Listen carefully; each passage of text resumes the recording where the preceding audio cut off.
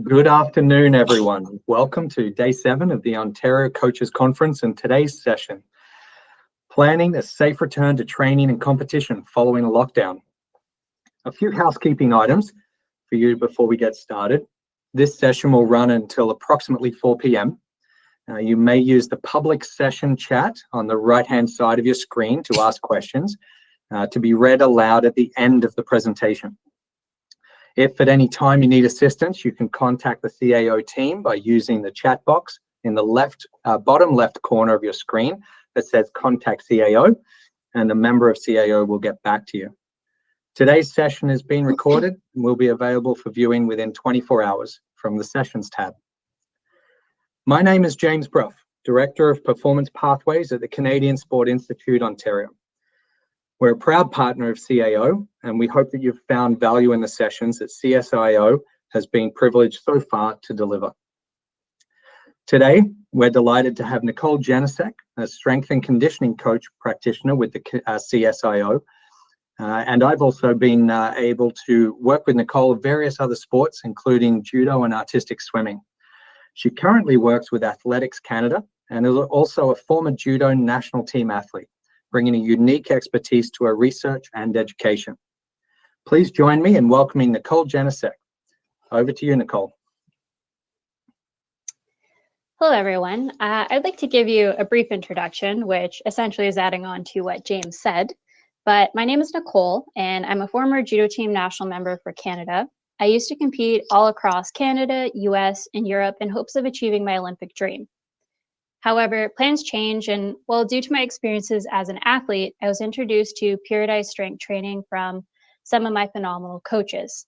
After my judo career ended, I pursued an undergrad in kinesiology and health promotion at Sheridan College. This is where I was mentored in strength and conditioning from some top coaches in Canada. From there, I went on to do my master's in pediatric exercise physiology at Brock University, where I gained more experience with research and strength and conditioning internships. I went on to become a contractor with CSIO, where I work with Judo Ontario, Artistic Swim Ontario, and Athletics Canada. My role at CSIO has developed into a full-time position with athletics, which is now where I reside. Today, we're going to discuss the considerations and how to safely return to sport following a lockdown, which has caused extended periods of inactivity and disruptions in our typical training plan. So prior to starting this presentation, I would like to get some feedback from the audience. If you have never used the Menti platform before, it basically allows me to engage with the audience while demonstrating live polling. All answers will be anonymous, and I would really appreciate it if you would participate. So if you would be able to go to menti.com, and you're going to insert the code that's provided on the screen. So the first question is, have you been able to train your athletes consistently within the last 6 months? This means having direct access to them, whether that's virtual or in person. So I'm going to give you a few minutes here to sign on to Menti using the code and then to answer yes, no, or somewhat. Okay, so we're starting to get some responses here.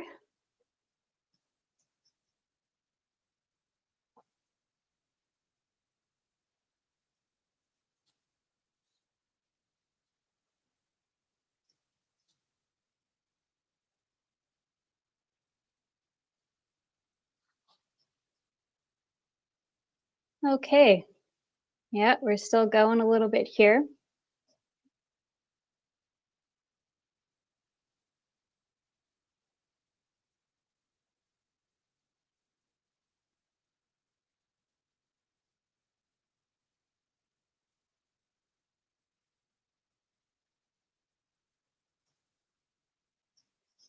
So I think what we can gauge from this is mostly with that 54% to jumping to 60%, you can see that most coaches haven't had much access to their athletes within the last 6 months.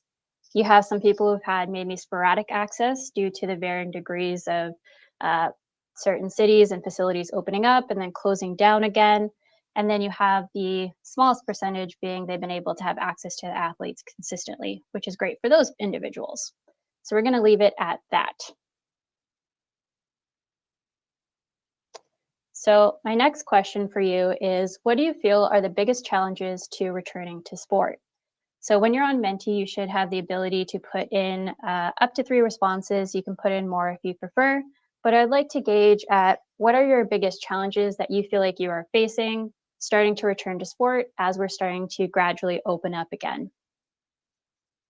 So if you take the time to go back to Menti, perfect.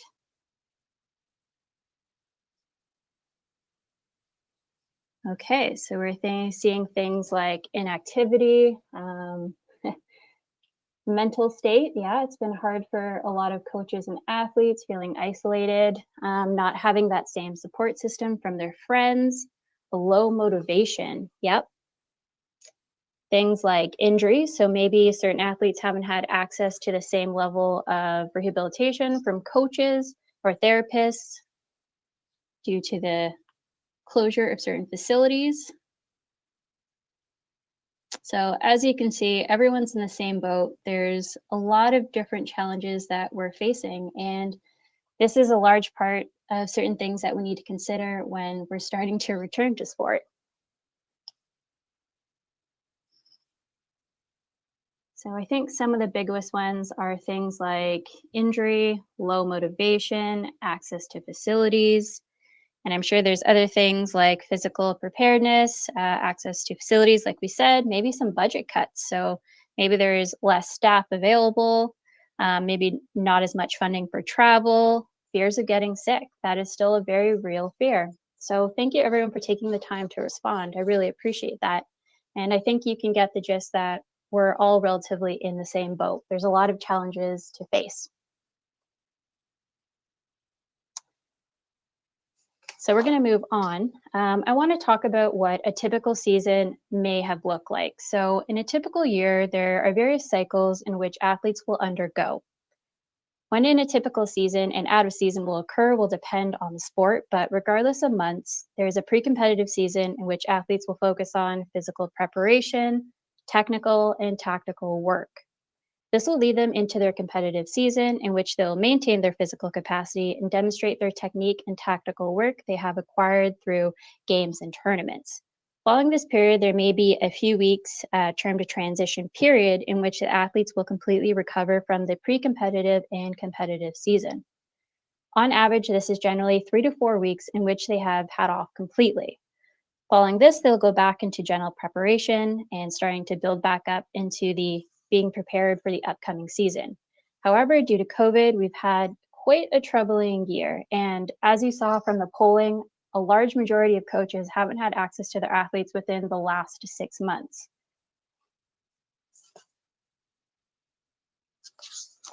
So now looking at basically from March 2020 to, well, March 2021 now, we've experienced a very large disruption in our typical training plan. While we generally have only 3 to 4 weeks in a standard transition period, as previously mentioned, the COVID pandemic has caused several months of extended time off. While some have been able to provide at-home training plans for the athletes, not everyone has been as fortunate. So it's safe to say athletes have experienced inconsistent training to no training at all, maybe decreased intensity of the sessions, and are most likely underprepared technically and tactically based on the past few months. This could be due to barriers such as lack of training spaces due to facility shutdowns, no access to training equipment or training partners, athletes having low motivation or adherence to the program, fears of getting sick or actually being sick. So during the isolation period, each athlete will have experienced varying levels of deficits. As a result, each athlete will have a different tolerance to training upon return. So these deficits can manifest in various ways. So you may have things like technical, tactical, psychological, or mental, and physical readiness. When we're looking at technical, this is the required skilled movement for a given sport, which generally happens in a closed or predetermined drills while observed by the coach. Examples could be things like stance, footwork, strikes, passing, and etc. The goal is to make these movements autonomic with little conscious effort, which then leads into tactical work, which is sport-specific decision-making and reaction-based situations. This type of training generally occurs in open drill format, with an external stimulus requiring the athlete to respond and react, ideally mimicking game-based scenarios. Next is psychological or mental. This refers to an athlete's performance under mentally challenging situations and relates to the athlete's willingness and motivation to reach their goals and objectives. Mental strength is critical to build resilience when it comes to pushing oneself through a hard training session and/or games. Resiliency is built over time. Lastly, we have physical readiness. Each sport has specific and unique physical requirements that involve varying demands of strength, power, endurance, agility, speed, stability, and mobility. Training these aspects are important because physical readiness underpins both the technical and tactical performance by ensuring an athlete can execute the technical movements and strategies while undergoing the intensity and the duration of the game. Now, these domains don't work in isolation. And due to the inability to train, you can expect to see decreases in performance, such as the decreased ability for repetitive muscle force, so that's like strength and explosive strength, and quality output when it comes to things like sprinting, jumping, and throwing. You may have poor reactivity to ground surfaces, so that may be things like propulsion, deacceleration, changes of direction. They may also have diminished body or spatial awareness. So this could be things like the foot and hand placement when moving at high velocity. There may be diminished ability to concentrate on specific tasks during the practice session, which impacts their ability to execute a new skill proficiently and to retain what they've learned. And lastly, there may be decreased ability to recover after repetitive maximal efforts. So as a coach, it's important to understand that each athlete will have varying levels of readiness as a whole, and we need to create plans to address these gaps in performance.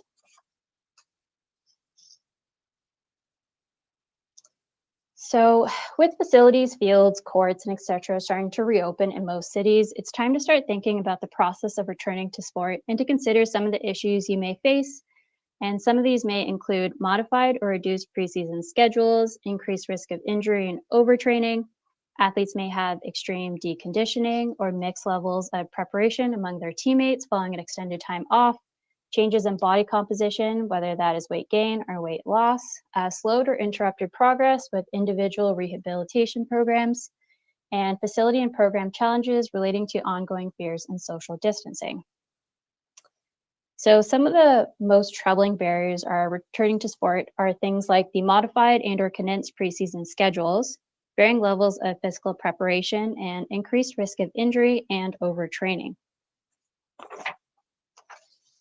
So because athletes have been unwillingly sidelined this past year, they may be eager to return. However, there are consequences associated with a rapid return to training. While we are technically in uncharted territory currently with the extended periods of time off, we can still refer to a similar situation in which that was the NFL lockout in 2011. The typical 14-week preseason preparatory period was nearly eliminated, and they were provided with about 17 days from their lockout period to the start of their preseason, in which they're expected to train at 100%. Athletes were unable to train from basically March to July, and they had no access to the team coaches, strength and conditioning coaches, and/or doctors and therapists. Overall, this resulted in a significant increase in injuries. There is roughly a fourfold increase in Achilles tendon injuries in less than 1/3 of the time, which leads me to the reason why we need to have some sort of plan for our return.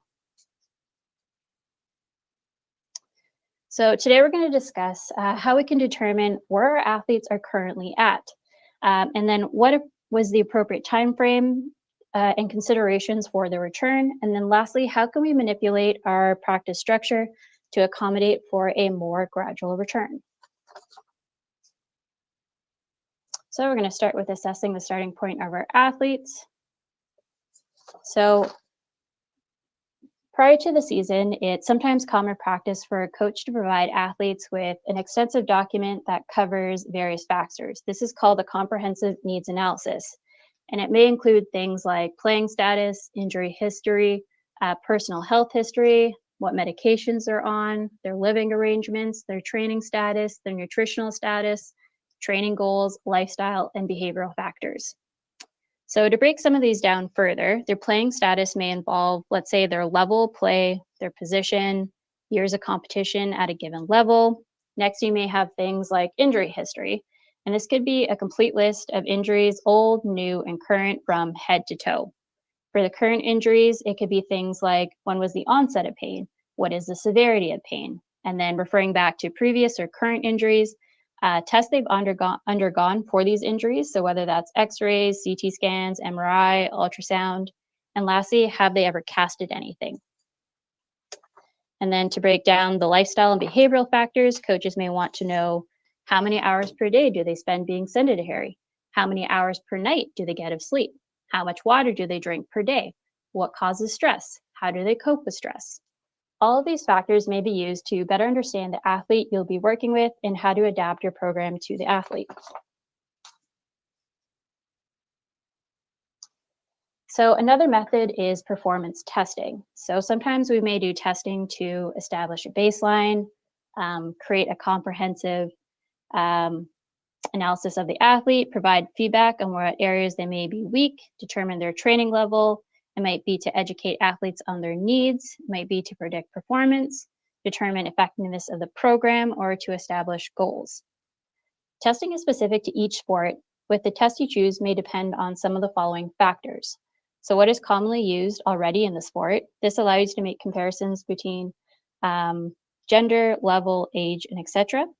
Tests that mimic the demands of the sport, whether that's the energy demands, for example, or whether that's movements or muscle groups that are currently being used in the sport. And some other considerations may be the maturity of the athlete, the level of the athlete, and their previous training experiences. So for example, a beginner athlete may not perform a barbell back squat for 1 repetition until failure. This just might not be appropriate for the athlete.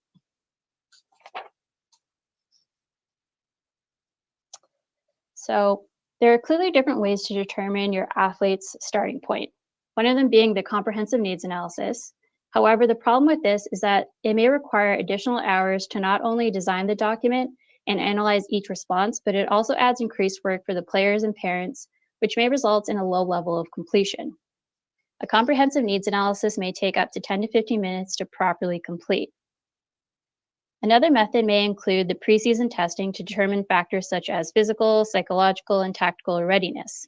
This may be achieved through testing of strength, power, speed, agility, reaction time, and endurance tests that are specific to the sport.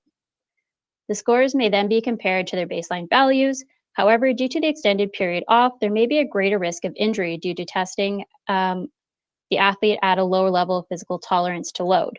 In addition to this, it may require additional staff to monitor and record testing data, which ultimately may not be available to everyone.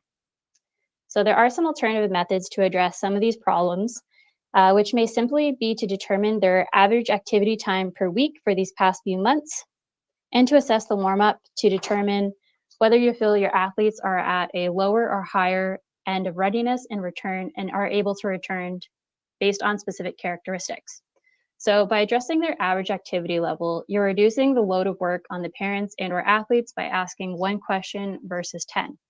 In addition to this, there are various platforms that can be used to analyze your questions, for which also saves you time on your part. The other option is to watch athletes perform their warm-up, and then you may determine their level of readiness based on the characteristics you see as you gradually increase the activity. So we're going to talk about the online platforms that you can use to assist you. So when considering using an online platform to assist, let's say, athlete readiness, there are a few you can choose from. Some of the most common ones are Google Forms, SurveyMonkey, Qualtrics, JotForm, SoGo Survey, and Survey Gizmo. Each have their own pros and cons, but for this purpose, we're going to discuss using SurveyMonkey only. So SurveyMonkey has a user-friendly template that allows you to easily design the survey and pick what type of format of question you would like, such as a multiple choice or whether you want to be some sort of a ranking question. A link is then provided, which you can send in an email directly to the participants of the survey. Once your athletes start to respond, you'll be notified. When everyone has provided a response to your questionnaire, the platform will analyze and provide the results for you, which will be discussed shortly. So for this particular example, You may want to get a general idea of how active your athletes have been within the past few months. The Canadian Physical Activity Guidelines may be used in this case. So for athletes between the ages of 12 to 17, the Canadian Physical Activity Guidelines recommends about 60 minutes per day of moderate to vigorous activity. If you're looking at 5 days per week and having the weekend off, that's about 300 minutes per week of activity.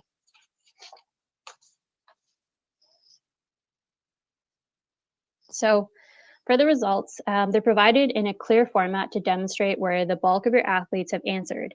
In this case, the majority of answers fell between the 0 to 75 minutes per week, and that being 40% of responses. You can determine what you see as low, moderate, and high levels of fitness. So I divided my time into 0 to 75 minutes as low, 75 to 150 as moderate, and 150 to 300 plus as high. So based on the given responses, I may expect majority of my athletes to be at a lower level of physical readiness, and from here I might adjust my sessions accordingly.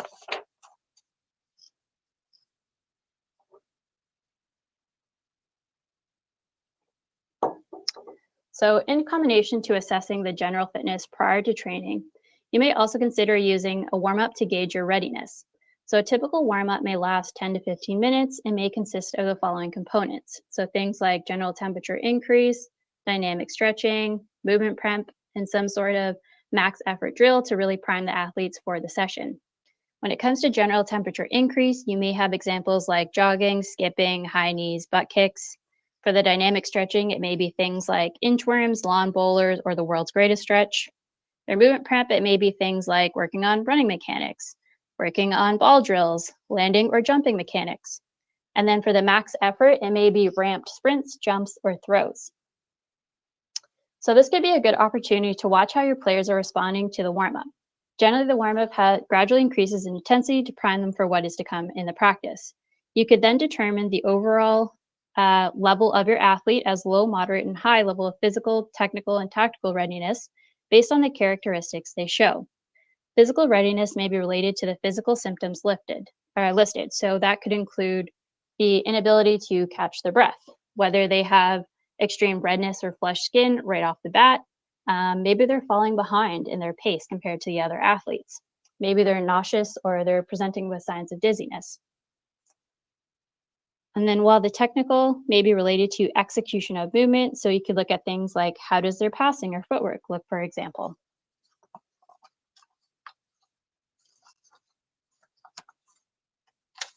And then when it comes to tactical, this may be related to slow completion times, which may be performed in an open drill scenario, like having them sprint to a certain cone and then recording their times. So sorting your athletes as a whole into low, moderate, and high level of readiness based on symptom is one method to easily determine your starting point for your athletes. This requires little to no additional work to analyze extensive data, nor is it extra time on the parents' or athletes' part to provide you with this additional information. This enables you to make a decision based on what you've seen, which can then impact how you structure your practice for the next few weeks.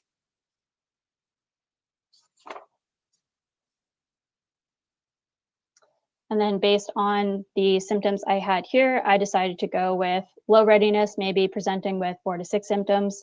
Moderate readiness is 2 to 3 symptoms, and then high readiness, maybe 1 or more symptoms, or 1 or less symptoms.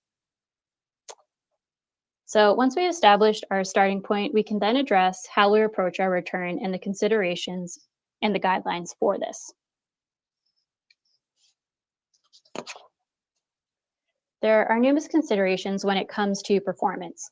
There are both internal and external variables. Internal variables are relatively unchangeable, meaning we have little to no impact on these variables. Some examples may include factors such as age, gender, and genetic predispositions. So external variables are factors that can be influenced. However, not all of the external variables are within your control either. You can advise athletes about appropriate bedtime routines and things like that. However, it's up to the athlete to then implement the changes into their daily lives. It is critical to determine what is within your power as a coach to ultimately help with performance. So variables that you know for a fact you can control is your training plan, which can be broken down into, let's say, the technical, tactical, and physical preparation. In addition to this, you can also look at the volume intensity of your training sessions. So we've established you have control over your training plans, which affects how your athlete will respond and adjust to increasing demands of the workloads. However, the issue with a lower level of readiness due to extended time off from training and sport is that there's a significant increase in the risk of non-contact soft tissue injuries such as pulled hamstrings or ACL tears. Two of the major reasons for this is attributed to improper planning. So it could be things like excessive workload as soon as they return, or a training load that is being increased at a faster rate than they are capable of handling. In this scenario, to mitigate these causes of injuries, it would be best to incorporate some sort of progressive overload. This is defined as a continual or gradual increase in the total workload during the training sessions to stimulate physiological adaptations while also allowing for adequate recovery. So, specific guidelines for a reintroduction to training after extended periods of time off are actually not well established. However, there are some general guidelines in which one can follow. In this example, we're going to discuss progressive or gradual overload over a 6-week period. So in purple, what we have is actual practice. So this is working on sport-specific skills and tactical work. In red, you have training, which is specific to fitness, so things like their strength, their power, their speed, changes of direction, and energy systems. And then yellow is maybe things that you would want them to do on their own. So this is just really about playing, moving, walking, riding bikes, maybe rehabilitation, essentially just getting moving more so than what they've currently been doing. There are various ways to progress your athlete. So one of the ways being a gradual increase in how difficult the drills are or the sessions are. A simple way to monitor this is by keeping your athletes at a relatively low perceived exertion at the starting of the reintroduction to training, and then gradually increasing that intensity to about 10 out of 10 or 100% effort in the beginning weeks. So if they're at a point of not being able to continue, which means essentially they're close to failure, this is an RPE of rating of perceived exertion, RPE, 10 out of 10. They're most likely cramping and showing signs of fatigue. And then let's say if they have a few reps left in the tank, maybe about 3 to 4, then maybe they are somewhere along the lines of an RPE of 7 to 8 with some physical symptoms such as heavy breathing, but they're still able to relatively hold a conversation.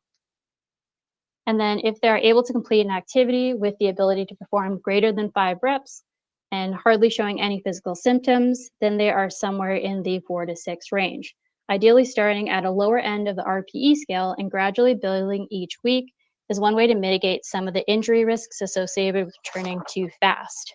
So some examples of this may be the load you're working with, the intensity or distance of things like your sprint, for example.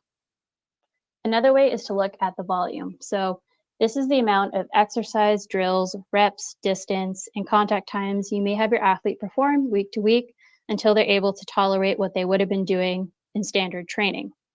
Again, you're erring on the side of caution and starting on the lower end of volume. So for example, having the athlete perform 3 to 4 technical drills in the first few weeks of return and gradually increasing the amount of drills, the intensity, or complexity. If you're working on general fitness, maybe that's starting with 1 to 2 sets, and then the appropriate amount of reps that are associated with the overall goals. And this will vary depending on your specific goals. So for example, the goals associated with hypertrophy is different than the reps associated with max strength, for example. And if you're working on sprinting, then having them run, let's say, half the distance or less, and gradually building this up to not exceed the tissue capacity for the load. The other way to look at this is to modify your priority each week. In the example, the athletes are required to complete more training on their own to start. This is essentially about becoming more active and letting them have fun, whether that is biking, walking, or playing outdoors. Then the second priority is building general fitness, which may occur in 1 to 2 sessions per week to start. This will dominate the large part of your practice at the beginning to build a foundation for the technical and tactical work to come. Then lastly, focusing on sport-specific drills. To begin, you may only want to start with a handful of technical drills, but making sure it's achieved in a closed, predictable environment that is specific to the sport. This is essentially weeks 1 and 2. However, by weeks 3, the specific practice and fitness are on par with what the athlete is doing on their own. Following this, looking at weeks, let's say 4, 5, and 6, you start to see a shift in focus being more sport-specific practice that's starting to take over, and general fitness and play-based activities are tapering off until they reach the full capacity of what they would experience in a typical preseason.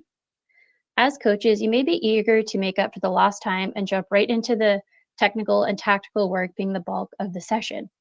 However, without allowing your athletes to have fun and build general fitness, you may hinder their ability to retain new information and to properly execute the technique in both a closed and reactive situations. Without the physical foundation, athletes are at a greater risk of fatiguing, which may not only translate to poor technique, but greater risk of injury and a lack of concentration. In addition to this, there is some research to indicate that motor skills and movement patterns and power may return faster compared to other physiological foundations, such as maximum strength and strength endurance. This will become apparent during repeated maximal efforts of activities such as sprinting and jumping if an athlete is insufficiently prepared. Again, there will be individual variation based on your athletes, and some may start with a higher or lower level of overall readiness.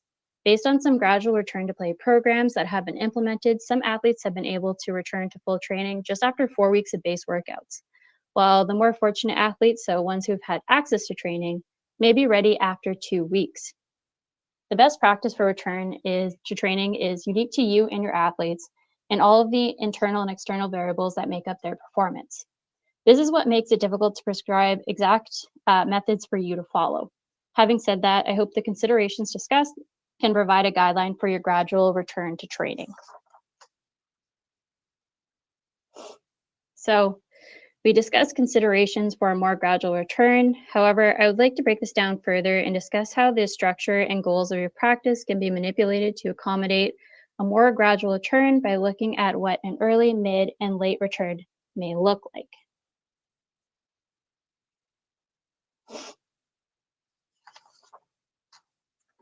So referring back to our diagram, I want to look at how we can modify the structure of our session to demonstrate a more gradual return in the early phase. So maybe that's week 1 to 2, the mid phase, maybe weeks 3 to 4, and a late return, which are weeks 5 to 6. I would also like to discuss how we can incorporate both the sport-specific drills and general fitness into the structure of our sessions. So each practice length will be unique to the sport and time restrictions of the athletes and the coaches. I have generally selected a 90-minute practice for the sake of demonstrating one potential method to break down the allocation of training minutes and percentages associated to accommodate the differences in practice length. My warm-up is the bulk of my training, so that being 45%. Then the practice is 33%, and lastly, the cool down is 2%. So as you can see, the bulk of the early return is more so focusing on the warm-up and the cool down of these aspects. In the early phase to return to training, we discussed starting with lower intensity and volume with a focus on general fitness and building capacity. In this specific example, the warm-up is the priority of the training. The warm-up can be served as an opportunity to gradually increase the physical and mental readiness of the athletes, which may require more time at first due to the extended periods of time off. This time may also be used to work on the general fitness associated with the sport and addressing injuries through various exercises. Based on some return to play guidelines, the practice may only be 20 to 30 minutes to start in the early return phases. This is where you may start to work on technical drills such as footwork, ball handling, passing, and etc. These drills should be fun and easier to start. Lastly, there's an extended cool down to help facilitate recovery and adaptation to structured training. This may be one of the most important parts for the athlete because this is probably one of the only times that this is probably one of the most times that they've actually participated in physical activity in the past year. Therefore, it's important to put an emphasis on recovery to hopefully mitigate some of the soreness that may occur. So looking at a mid-return, as you can see, there's a gradual increase in the practice time compared to the warm-up and the same focus on recovery to help mitigate soreness and injuries. My warm-up is now 33% of training, while the practice is 45% of training, and lastly, the cool down is 22% of training. By the time there would be an increase in the amount of technical and tactical drills for the practice and difficulty intensity of these drills. A longer warm-up is still essential and required to not only build fitness, but to prime the athletes for the training session as well. And then lastly, you can see that in the late phases of return to practice, the bulk of the session is based around sport-specific practice, making up 66% of the entire time, while the warm-up is 22% and the cool-down is only 10%. This resembles more so what a typical training session may look like, give or take a few minutes for each section. The warm-up is still used to prime the athletes for the session. The practice is closer to a full return, most likely being 80 to 90% in maximum training capacity. While the cool-down is significantly shorter, there's still an opportunity to release the major areas of the session during the session. An additional, recovery work may be completed at home. In addition to this, the increased demand of the training session and any preparation for physical readiness now may be separated as to not overload the athlete in one session. So meaning that you may have your general practice session, but any sort of strength training with a coach may be done on separate days.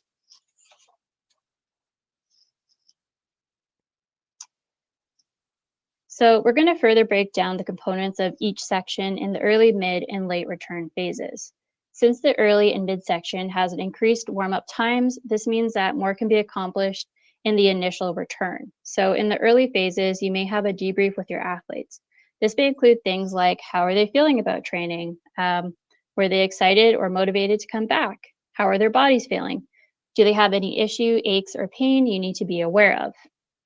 And then another part of it is increasing the readiness. So this is a focus on increasing body temperature, mobility, movement or mechanics, and excitability of the athletes. And then you have prehab and rehab, so addressing current common injuries in the sport and working on weaknesses through exercise. An example might be to work on the posterior chain to make sure that the athletes are stable, so working on their glutes and hamstrings. Lastly, there's work on building general fitness. So this will be specific to the sport, but having a program that addresses, let's say, things like strength, power, and endurance. As the weeks progress, the warm-up returns to the standard 15 to 20 minutes, there's less and less of a focus on incorporating physical training into this section. The increase in practice section may account for this, and you may consider returning to a structured strength training session on alternate days. So we're going to look at considerations for the practice. So this is reversed to the warm-up. The practice starts off at a reduced capacity and generally begins to increase as the weeks progress. So when initially returning to training, you may consider having a play-based practice that revolves around simple technical drills as not to overwhelm the athletes and to keep them engaged. As the practice progresses, the goals may start to shift to increasing the physical demands, having more complex technical drills, and starting to incorporate some reaction-based drills to work on speed, change of direction, and timing. The last phase is close to a full return, and one can expect to have complex drills with something like open game scenarios, albeit maybe not a full capacity yet. So some general guidelines when designing your program and you're considering your phases is having simple drills that progress to complex drills, having shorter distances before longer distances, and having a closed environment before an open environment.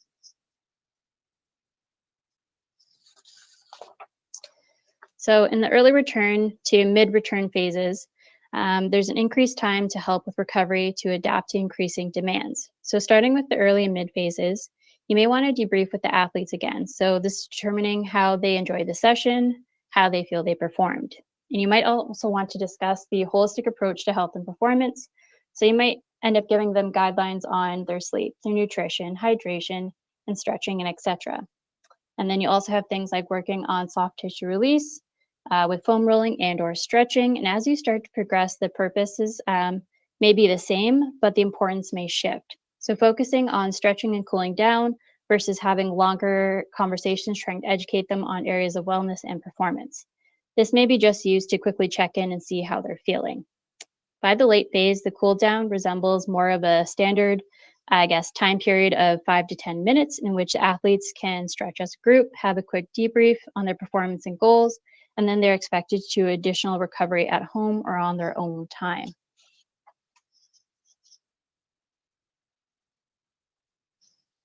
So I hope you enjoyed my presentation. Ultimately, we're kind of in uncharted territory, and while we may be eager to get back as soon as possible to a full training load, there are risks associated with doing so. Therefore, it is important to determine where your athletes currently are at. There are various ways to do so. However, the easier method is to implement it by using a platform to gauge and analyze the overall physical readiness based on, let's say, the Canadian Physical Activity Guidelines and or another metric of your choosing. And then you may be able to use, let's say, the warm-up to gauge the physical, technical, and tactical readiness of the athletes as well. From there, a gradual approach needs to be developed, whether it's gradually increasing the rating of perceived exertion of the session, whether that's monitoring distance or contact times, and lastly, manipulating the practice structure and goals for overall and more appropriate return by altering the warm-up, the practice, and the cool-down from an early, mid, and late return. By manipulating the structure and purpose of your warm-up, practice, and cool-down, you can accommodate for excessive workloads and tissue tolerance. All right, thank you. Does anybody have any questions? Awesome. Thank you so much, Nicole. That was a great session, very informative. There's lots of positive messages in the chat throughout the session. So now we have some time for questions from the audience. Please use the session chat box on the right-hand side of your screen to ask the questions. So first question is, what can coaches do with short gym times to slowly bring our athletes back to high performance? Yeah, so in that case, you're going to have to prioritize what components you're looking at. So in the first few starting weeks, you may want to focus on that physical preparation, so increasing their strength, increasing their endurance, and then you can gradually incorporate more technical and tactical work, but creating that foundation first and using that little time that you do have to really focus on key movements and to really increase their, I guess, physical preparedness. And then you can gradually increase into, let's say, or change the focus into things like, your technical and tactical work. And then you can taper off with the physical preparedness aspects. Awesome. Another question here. What are the most common types of injuries or areas of injury coaches should watch for when athletes return? Yeah, so that's a little bit of a loaded question. It really depends on the sports and the movements that they're performing. But overall, you're looking at soft tissue injuries. Sometimes, like I said, with the tissue tolerance, if you do too much too soon, it's just not capable of handling that. So you're looking at things like hamstring or quad strains, or even more extreme cases like ACL ruptures. Great. Earlier on, you did mention that the comprehensive needs can be tedious for coaches and athletes to fill out. But due to the lack of connection over the past year, do you think it is worth it for coaches to implement that as a way to reconnect with their teams? And should they extend that to their assistant coaches as well? If you have the capacity to do so, I am 100% on board with that. It just really depends on how much resources that you have. If you can incorporate it, it's definitely a great thing to have and a better way to understand what your athletes are going through and what stresses that they're facing. And that can greatly impact your overall training program. So I think it's definitely worth doing it. It's just whether you have the time and resources to do it. And as well for assistant coaches? Yeah, again, it's great having assistant coaches to assist you with that. So bringing everyone in as a team is definitely worth doing that. Awesome. Another question here. Is holding a conversation after a task a good way and tool a coach can use to test an athlete on how hard or easy they are working? It really depends. It's not maybe the most ideal way to determine how hard they're working, because if you use something like an RPE scale, not every athlete will understand what that really means to them or what is hard or what is easy. So no, but based on the scenarios that you have, it's just a gross way to assess. Great, thank you. If working with a team and they return, should I be grouping my athletes into different groups based on their fitness level? Example, tips on working with varying groups of fitness in a team setting. That could be one way you go about it. Again, guidelines aren't well established. So if you have the ability to and time to separate, let's say low, moderate, and high, you definitely can, because generally you want to accommodate to that lower level of readiness, because if you accommodate to the higher levels of readiness in your athletes, then those lower levels may be at a greater risk. Maybe you can find a happy medium where you're actually challenging both groups, but there's still more of a gradual progression. Or you might just have to separate your groups completely depending on how divided your groups are and how much they adhere to your program. Okay, great. With adults 50 plus, so the masters, what can you recommend? How do timelines affect older age groups? Yeah, so based on some of the, I guess, return to play research that's currently out, like I talked about, maybe some athletes are ready to return after 2 weeks, maybe it's 4 weeks, but when you're looking at master athletes, their time to recover, their ability to, I guess, develop these physiological adaptations are going to take a longer period of time. So with a master's athlete, you may look at extending your timelines and varying how much you're increasing the volume and intensity in your programs. Okay, great. Another question here. The pandemic has affected everyone differently, and there's a chance that some of us coaches have players who lost someone during this year. Do you have any advice on how to approach athletes who are dealing with these mental struggles as they return to practice/team environment?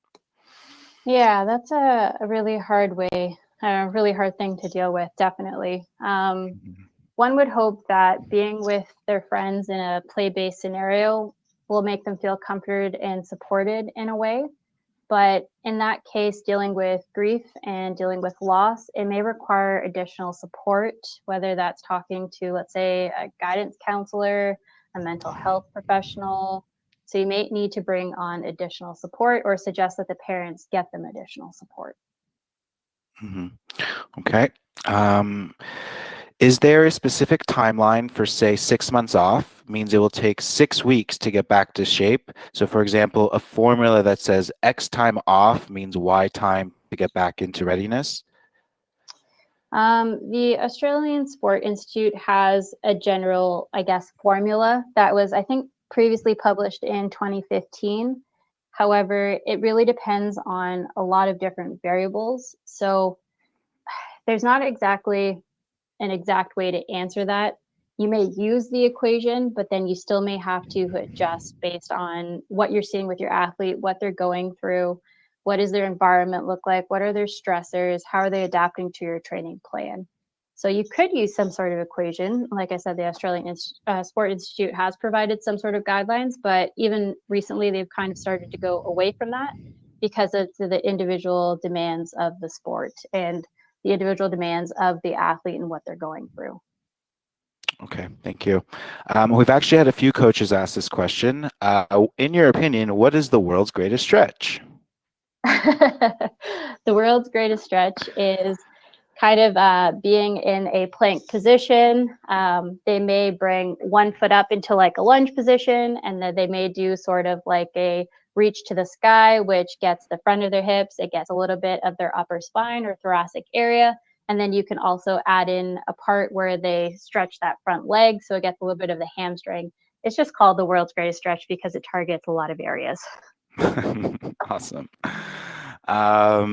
We have another question here. How would you measure, sorry, let me start that again. How would you measure athletes with a disability readiness? Would it differ than able-bodied? Oh, yeah. I think ultimately they may be facing similar, I guess, limitations when it comes to their physical readiness or technical or tactical readiness, but it's specific to, let's say, the sport. Could you use these similar guidelines with them? I think the bigger question is understanding their baseline, understanding what their performance relates to, and then or finding some sort of metric that you can use to really assess them. Like maybe you don't have a standard push-up test. Maybe you have to modify your push-up test or your bench test for that matter.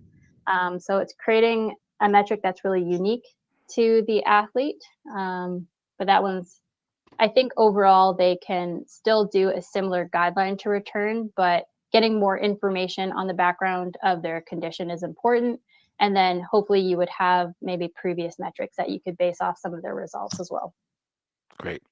Are there a couple key questions we should be asking our athletes when they arrive back to practice? Should we like gauge the level of fitness? Should we redo a baseline testing? Yeah, so I think some of the bigger questions around are, what have they currently been doing in the past few weeks, in the past few months? Do they have any injuries you should be aware of? Because that's going to affect their ability to participate in things like training and or testing. Could you do testing with your athletes? Yes, but I would err on the side of caution, because if they haven't been doing any sort of physical work at all because they haven't had access to training equipment, or they just have a low adherence, you might increase their risk for injury. So you might want to do a general few weeks of build up for that physical preparation, and then maybe testing them after 6 or 8 weeks and they're ready to go into a preseason per se. Awesome. Another question here. I have seen many Achilles tendon injuries in high-level adults after returning to volleyball from a couple years away. Now that most athletes have been away from the game for over a year, is this something to watch for to prevent this sort of injury? Yep, definitely. Like I was talking about, there's a lot of soft tissue injuries. You want to look at, their mechanics, whether that's sprinting or quick changes of direction, and then the amount of loading. So in volleyball, what might happen is when you return to play, maybe there's an increased contact time. So the amount of times they're jumping per session might be too great, and then things start to break down. So it's modifying your practice and what you're asking them to do. Perfect. This will be the final question. How do you suggest coaches that coach high contact sports return safely? Sorry, can you repeat that question?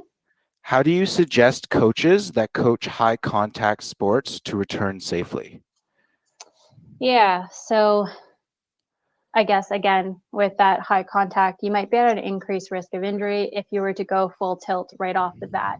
So again, it's breaking down maybe some of their movements technically, and then gradually building that up. And then you might go into tactical work, and then getting them to gradually return to full on contact. But it's really making sure that they're physically sound and that you can kind of start to mimic some of the physical components of that sport, and then gradually increase the intensity that may occur. So you're really controlling the situation quite a bit right off the bat, and then it can maybe evolve into more of an open sort of scenario. But again, it's making sure that they're physically prepared to withstand those hits, for example.